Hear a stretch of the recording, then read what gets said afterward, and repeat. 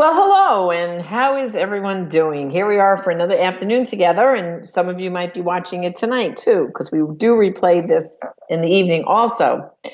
I just thought I'd share, first of all, a few reflections. Different people in different parts of the country have been quarantined for different amounts of time. So I'll give you an example. I have a daughter who's married and lives in Calabasas, California, her and her husband, and two of my grandchildren.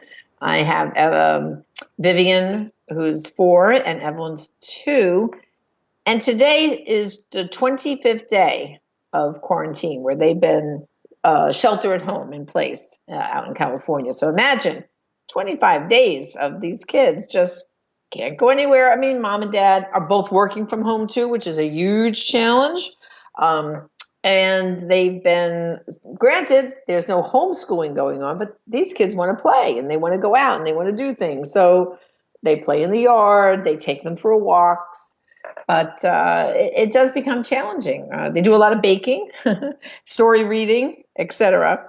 And then, of course, here in my home in Florida, I have my New York grandchildren here with me and their mom and dad who are public school teachers, and they're teaching their classes, plus they're homeschooling their own children. So it's challenging, and I know what a lot of you are going through.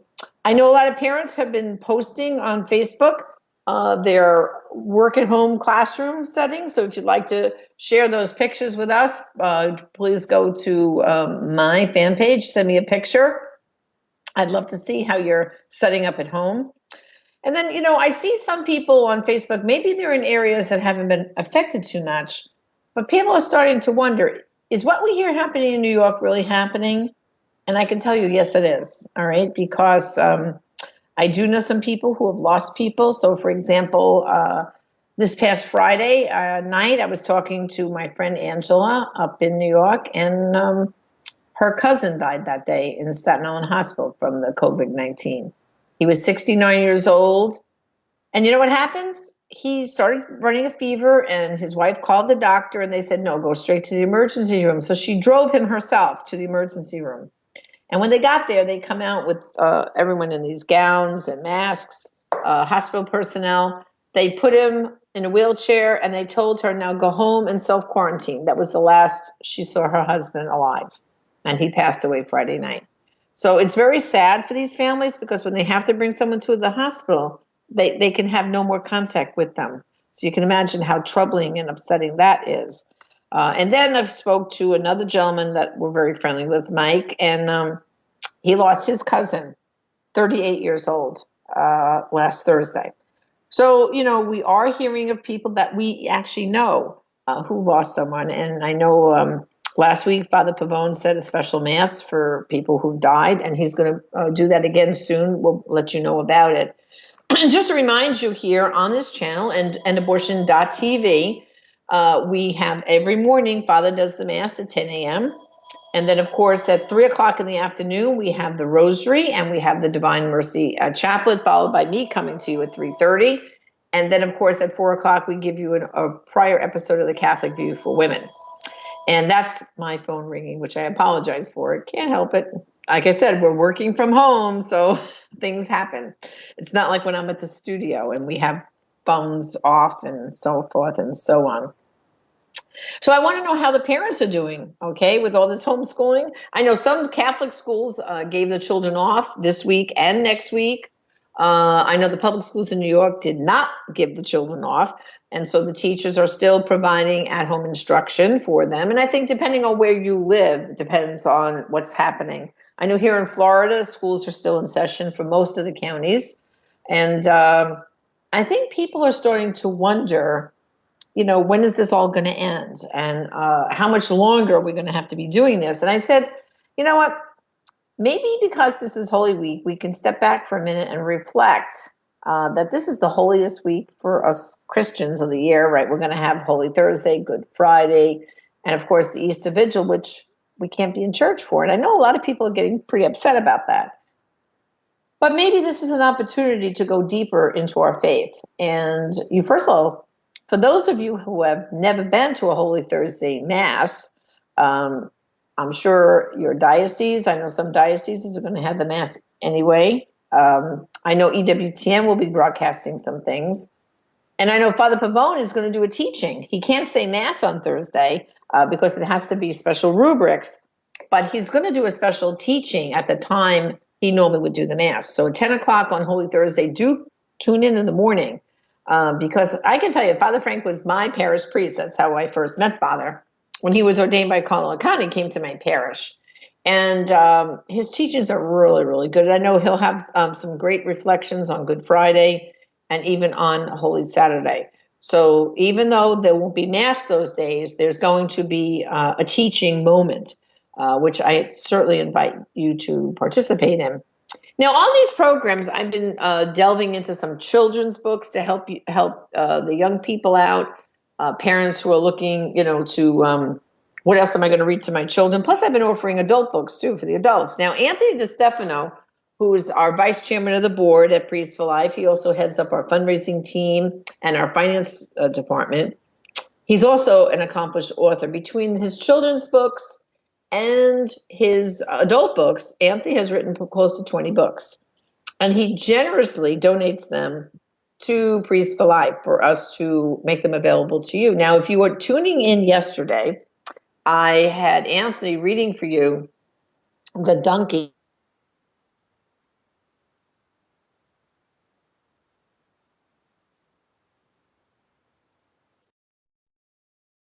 We made fun of him.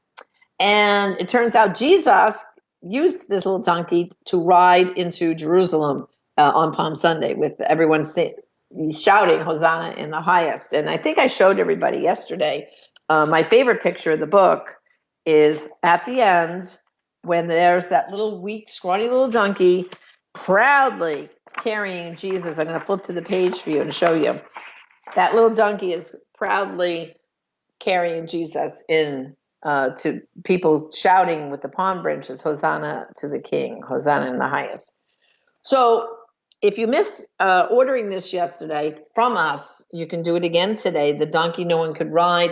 And let me make something clear. When I tell you to send me an email at orders@priestsforlife.org, again, that's orders@priestsforlife.org, we're not charging you anything. There's no shipping. There's no handling charges. We're not asking you for a credit card. All you have to do, even though it says orders, you're placing an order for the gift.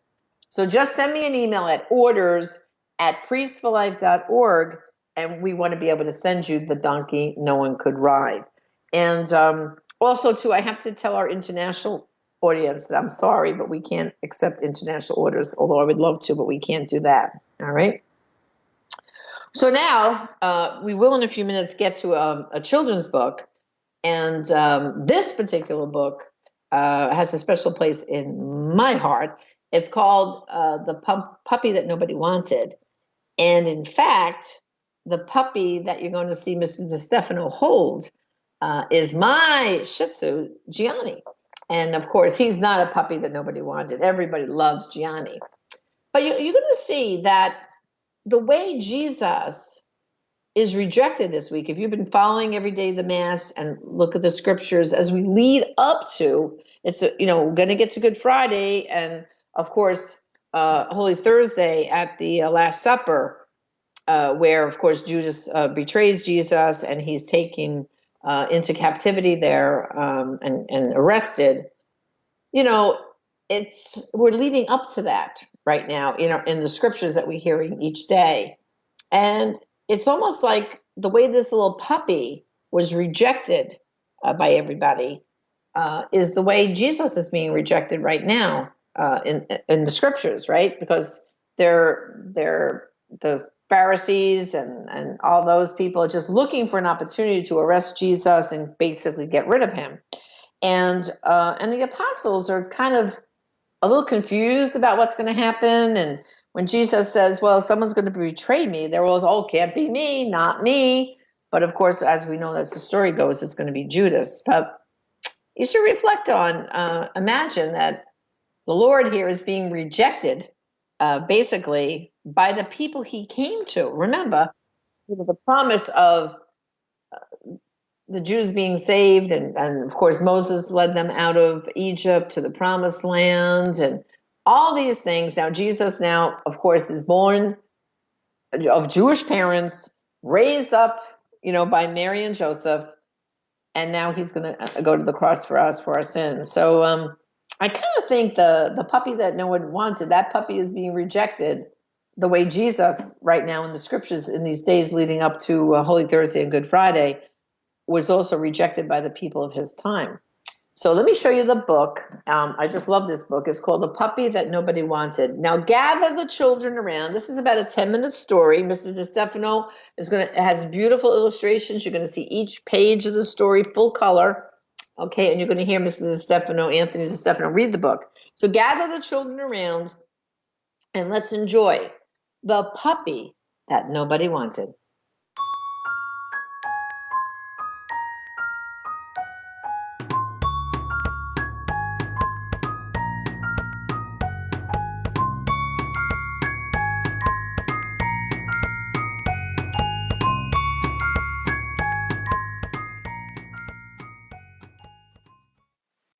Hi kids, I'm Anthony DeStefano, and this is my friend, Gianni. Gianni belongs to a lady I know and work with named Janet, and the reason why I'm holding him is because he looks a little bit like a puppy in a book I wrote that I'd like to read to you right now. It's called The Puppy That No One Wanted, and it's about a scraggly little dog that just doesn't fit in, a dog that can't seem to find a home of his own. Now, after I finish reading, I'll be back with Gianni to say a few words to you adults who are watching too, because this book isn't just for kids. The Puppy That No One Wanted. Once upon a time, there was a poor, mangy, smelly little puppy. He was the runt of the litter, and from the moment he was born, he was cast aside and forced to live on his own. Many days, he would wander through the muddy streets of town, cold and hungry, looking for something to eat. But wherever he went, people gave him nasty looks and yelled, "Get out of here, you dirty mutt! There's no food for you here." Still, he managed to be a cheerful puppy. He survived on whatever scraps he could find and never lost hope that one day he would find a home. At night, he slept in an alley with the other stray dogs. Some of them were old and sick, and in the winter they all huddled together for warmth. Often, the puppy would try to lift their spirits by making them laugh. When he fell asleep, the puppy always had the same dream. He dreamed about running through a beautiful open field of flowers under a warm, sunlit sky. And of course, he dreamed about food, lots of food. When he woke up, he was always starving. The other dogs would be hungry too, but they were too weak to go looking for food, so the puppy would have to go off alone. One day, after searching for hours and being chased away by many people, his nose caught a whiff of something delicious. It was coming from the home of the town butcher. It smelled heavenly, and the puppy just had to find out what it was. So he sneaked into the house and saw the butcher sitting at his kitchen table having lunch. The puppy's mouth watered as he watched the man eating a juicy steak. Slowly, the puppy crept through the man's legs and under the table. There were a few scraps on the floor, and the puppy hungrily ate them. If only the man would drop some more food, the puppy hoped. Suddenly, the man stopped eating. "What is that awful smell?" he yelled. Then he looked down and shouted, "Why, you dirty, stinky mutt! What are you doing under my table? Get out of here before I make dog stew out of you." The butcher tried to kick the puppy, but he managed to escape through the window. He ran as fast as he could down the street, but the butcher threw the steak bone at him, barely missing his head. Just then, the puppy had an idea. He turned around and stuck his tongue out at the butcher and started barking at him, making him even madder. The butcher threw another bone at him, and then another, and another. Every time a bone came flying at him, the puppy dodged out of the way. Soon, the man got tired of throwing bones and slammed his windows shut, yelling, "Don't you ever come back here again, you smelly little runt." The puppy looked around at all the bones on the ground. He had enough food to last him a whole week. But just as he was about to start eating, he remembered his friends, the stray dogs in the alley. He thought about how old and sick they were. So instead of eating the bones himself, he tied them together with a rope and began to haul them up the road. The load was heavy, and the puppy had to use his mouth to hold one end of the cord and carry the big bundle of bones on his back. After struggling for 6 long hours, he finally arrived at the alley. The other dogs couldn't believe all the food he had brought. They were so hungry that they dove past the puppy and onto the pile of bones, devouring it as fast as they could. The puppy just watched as they ate and ate, and when they were finished, there wasn't a trace left. As soon as they were done eating, the dogs fell asleep, happy and satisfied. But the puppy was still starving. Even though he was exhausted, he had to go out again to search for food. And to make matters even worse, it had started to rain.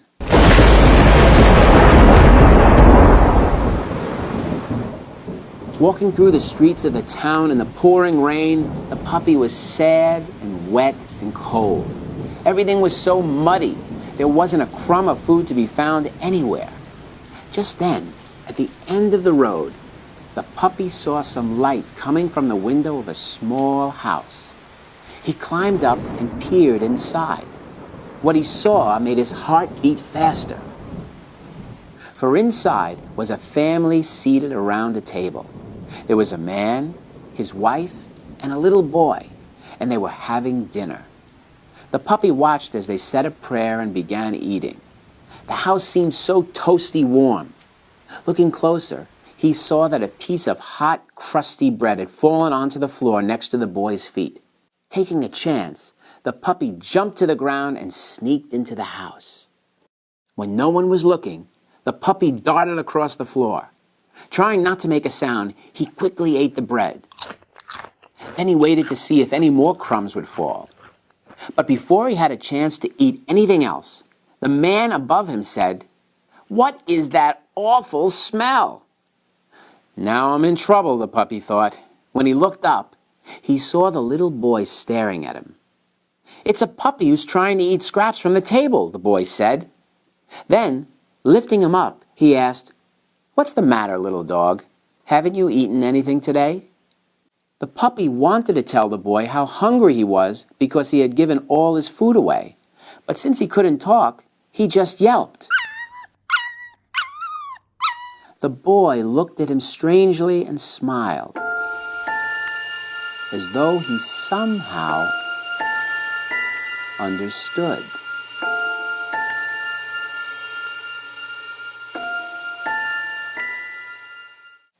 Then the boy's mother said, "He's a very smelly pup.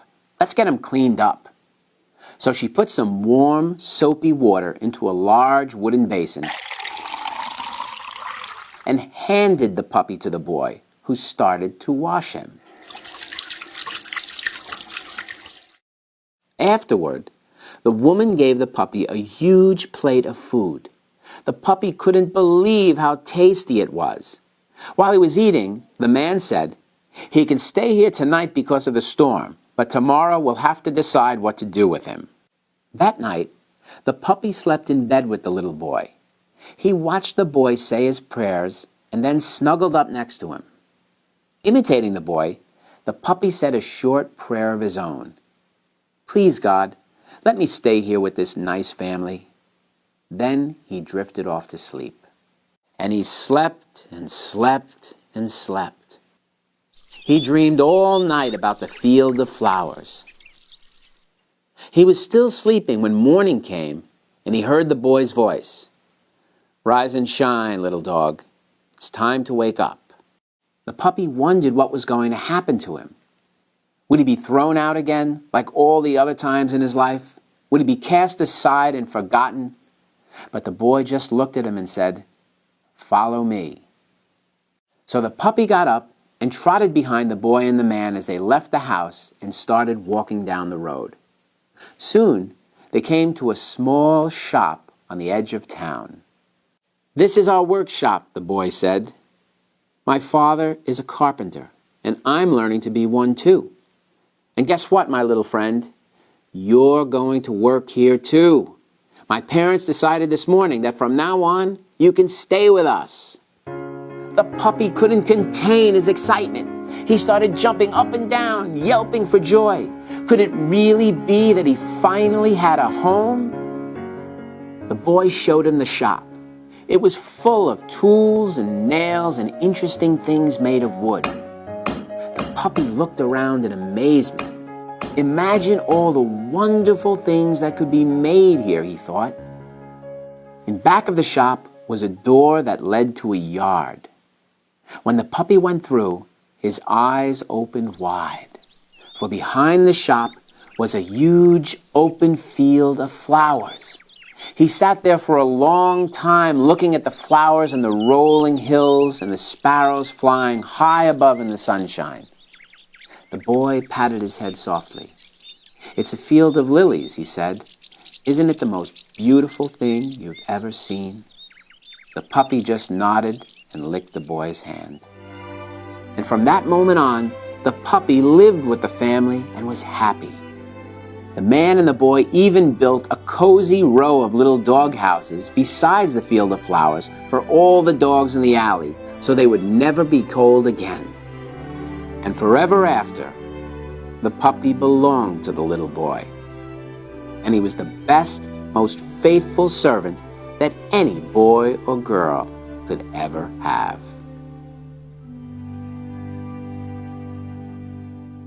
Did you like that?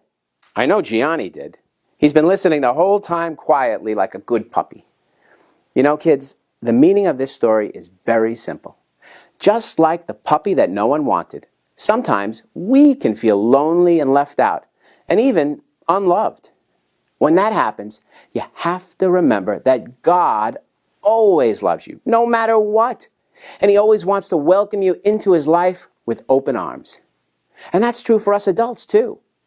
At one time or another, all of us have felt isolated and abandoned. Hey, it's easy to feel like a scraggly, smelly puppy that nobody wants. It's easy to feel like an outcast in life. But no matter how lost we might feel, what we must never forget is that we can always find our true happiness, our true fulfillment, and our true home in God.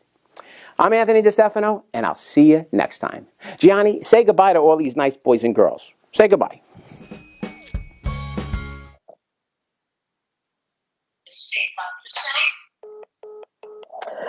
Well, isn't that a beautiful story? And here, this is my dog. It's not Mr. DeStefano's dog. It's Janet's dog. This is my dog, Gianni, who you just saw him holding.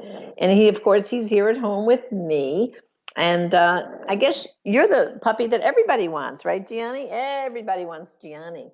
So Gianni wants to remind you that you can get that book, The Puppy That No One Wanted, okay, as a gift from us. Gianni wants to make sure you get it for all the boys and girls who are watching just now, all right?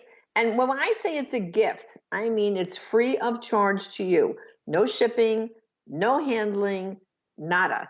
We wanted, this time when everyone's stuck at home, we want to give you some extra nice books for the children to actually hold and practice reading. Matter of fact, my grandchildren have read these books multiple times, and they still enjoy picking them up and rereading them again. So send us an email at orders@priestsforlife.org. You might say, well, wait, I'm not ordering this. Well, that's just the email we have set up for people to order things from our store. Okay, because we do have a store at prolifeproducts.org. Mm-hmm. So again, just send Janet an email at orders@priestsforlife.org. Tell Gianni you'd like the children's book. And remember, I'll also send you the book we read yesterday, which was about the donkey that no one could ride. So I'm going to put Gianni down now so he can, I actually woke him up from his little nap, right, Gianni? So Gianni wants to go back and take his afternoon siesta, and we're going to chat a little bit more. So Gianni, there you go. Go back to take your nap. Now for the grown-ups, of course, not fair. All the kids get the books, and what do the grown-ups get? Oh, just a reminder, no international orders. I'm sorry, we can't help you. But for everyone in the USA, you can get those books as our gift to you. Orders at priestforlife.org. Well, for the grown-ups, I have another one of Mrs. DeStefano's book, 10 Prayers God Says Yes To. And this is a very good inspirational book. And it challenges us because what it does is we have these things we ask God all the time. And so this is divine answers to life's most difficult problems. And I think for a lot of people right now with this COVID-19, we're in a very difficult time, aren't we? And people are feeling like, is God really listening? Well, he is listening. And this is a time where we should be turning more to him in prayer and using this time alone. Like I reminded everyone as a family now, I bet many of you are now having meals together. Unlike the hustle and bustle when we're, running to school, catching that bus to work, or stuck in traffic. Families rarely even have breakfast normally together, but now we're probably sharing 3 meals together: breakfast, lunch, and dinner. So are we praying grace before meals? If this wasn't a habit with your family, now is the perfect time to adopt this as a habit. Pray before each meal as a family. And you'll see when all this is over and life goes back to normal, the secret's going to be, can we continue saying grace before meals? But anyway, so I'd like to send this book along with the donkey book and the puppy book for the kids. I'd like to make this as a gift too. 10 Prayers God Says Yes To. If you can't remember all the titles, just put down donkey, puppy, and adult book, and we'll know what to send you. And again, orders at priestforlife.org. And remember, we're not going to charge you shipping and handling. This is truly, truly, truly a gift to you. So I hope to hear from many of you. And I've told you this before too. If any of you are having challenges with homeschooling, remember, I was a public school teacher for almost 12 years, early childhood specialist and a reading specialist. So if I can help you with little hints, just shoot me an email at janet@priestforlife.org, and I'll help you as much as I can. And I think instead of trying to focus on how long we're going to be in this situation, let's just take it day by day. Because I know my grandchildren ask me, so Nana, how much longer is the COVID, they call it the COVID virus going to be around? And I said, well, we're not sure, but let's just take it day by day. And I think that's reassuring for children. Instead of them thinking, oh my goodness, the president said we all have to work from home till April 30th. For young children, that sounds like an eternity. So just try to take it day by day with the children. Try to establish a normal bedtime for them, as if they were going to school. Don't let them stay up till 10, 11 o'clock at night because they're going to get out of sync. So as a family, try to stay on schedule. When they get up in the morning, it should be, oh, let's have our breakfast. Let's get dressed for the day. That's what we do here with my grandchildren. They have to get up and come on, let's would do as if they were leaving for school, only now they're at home. Well, of course, as you know, I've been showing you episodes of The Catholic View for Women, and we're in season 2. This is episode 5, and this is I love this episode in particular because I reflect on, I have 3 daughters, and when this was filmed, I had just finished the wedding of my oldest daughter and one of my twins. Imagine, they got married within like 7 months of each other. That was hectic. And then I was talking more about the wedding of the third one, my daughter Tara Lynn. And we said, say yes to the marriage, not just the dress. As you know, there's that TV program about say yes to the dress, right? And when you think about weddings, what happens? So many people right away, they, instead of focusing on marriage prep, right? Or the church, and we want to have a mass and we want to do all these special things.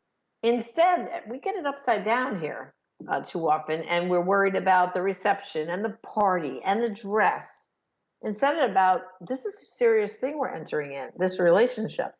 Well, that's what we're going to delve into in this episode of The Catholic View for Women. And we're going to also give you some good resources. If you know people who are engaged now and preparing for marriage, some of the resources we're going to give you on this program are excellent. And you can find them more at our website, thecatholicviewforwomen.com. And so I'm hoping you gain a lot from this episode. And it's a shame right now because I know a lot of weddings have been put on hold, paused, A friend of my daughter was supposed to get married the first weekend in May, and that's been postponed. So I know there's a lot of disappointment going in right now, but maybe while we're in this time of disappointment, for those of you that are preparing for marriage, you can take a more serious look at the church's teachings and what this is a sacrament you're receiving. It's not just about a party and a dress, but this is one of the sacraments you're going to be receiving, the sacrament of holy matrimony. So it's something to be taken very seriously. And when I think back of the pre-Cana classes, at best, when you think about this, most dioceses just do a pre-Cana that's one Saturday, or some do a weekend retreat. But when you think about it, there's two vocational sacraments, holy orders and, of course, holy matrimony, right? Two vocational sacraments. Well, in order to become a priest, they go off and study anywhere from 4 to 8 years in school, seminary, to study to become a priest. And what we're raising in the marriages, the future of the church, the children of the church, they're going to come forward in decades to come. And what do we get? One Saturday at best, and a little bit smattering of NFP classes, but not even delving into it. So I'm hoping right now that you will tune into the Catholic View for Women. Again, go to our website, thecatholicviewforwomen.com. Scroll over to the right-hand side where you can see previous episodes and the homework. And I hope you enjoy it. And if you're on Facebook, like thecatholicviewforwomen.com. We'd love to have you as our fans. And now I'd like to invite you to enjoy news and views from truly a Catholic perspective, the Catholic View for Women. God bless.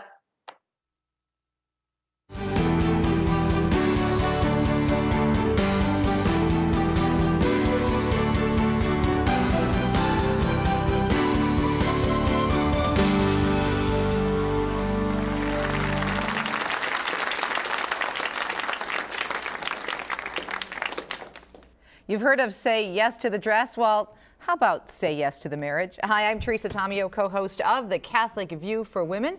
Our program gives you news and views for women, but from a truly Catholic perspective. Joining me on today's segment, of course, my regular co-hosts, Astrid Beta Gutierrez and Janet Marana. And speaking of saying yes to the marriage, Janet has survived, or is surviving, I should say, yet another wedding planning event, right? Well, Teresa, I had my oldest daughter got married in August of 2009, and then one of my twins got married 7 months later in March of 2010.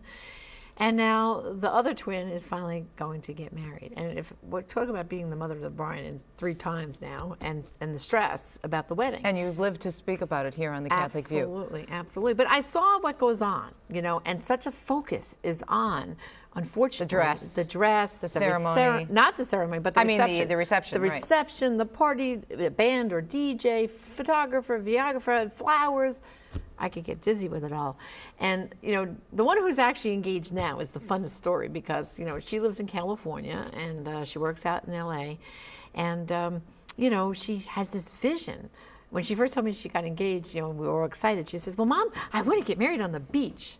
And my heart sank. And I went, Tara, you Catholic Church, can't get married on the beach. Why not? Why not? They have these concepts that you can just, any old thing goes, you know?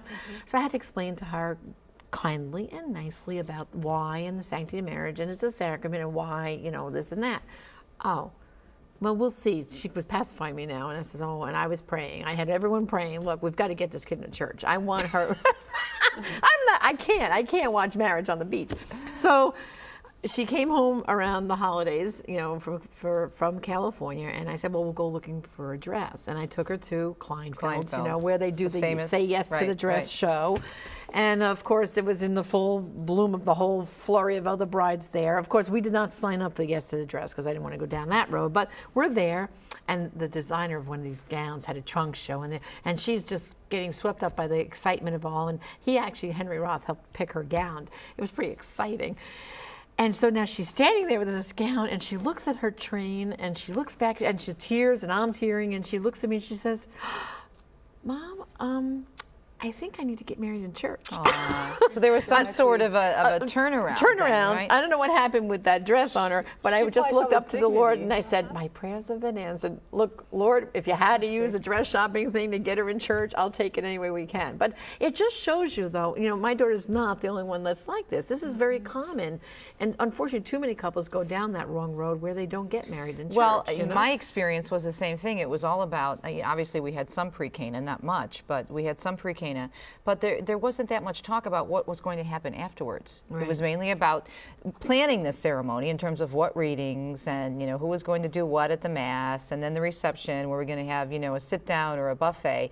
Now, I mean, it's gotten even much worse. And I'll be married, I'm married 29 years, thanks be to God. But now it's all about the materialism. And it drives me absolutely nuts. Now that we have reality TV, which you didn't have, years ago when we were growing up, and you have the 4 Weddings program, you have Say Yes to the Dress, and there's so much emphasis on materialism. Oh, the yeah. externals, On the what externals. doesn't. No, there's the platinum weddings and David Tutura's weddings, and all of these are focusing on all these elaborate place settings, Consumerism, and favors, Consumerism, right, yes, right. and- appearances, Yeah. and that's all basically, it's hollow. That's Right. not going to make a lasting marriage, and marriage really is, it's a sacrament, Right. and it's a lifetime, and it's a giving. It's everything that the culture says it's not. Basically, it just wants to focus on just appearances, materialism, and I'm a fallout of basically my parents' marriage because they had a very short engagement. I don't think they really understood even what marriage really meant. They didn't even prepare a proper wedding, even that. So I just think how many couples are going down that route without really knowing what marriage is, what they're really saying yes to, but more than anything, the beauty and the splendor of what marriage is, the gift that God wants to give to them, the gift that spouses are to each other. And so I think that it's important that couples have a preparation, and maybe it's not in their parish, but you can In their invite diocese somebody. or archdiocese, Yes. right, There's yeah. a wonderful study on theology of the body. I'm working on one right now. I'm studying it from Katrina Zeno called The Oh, she's Body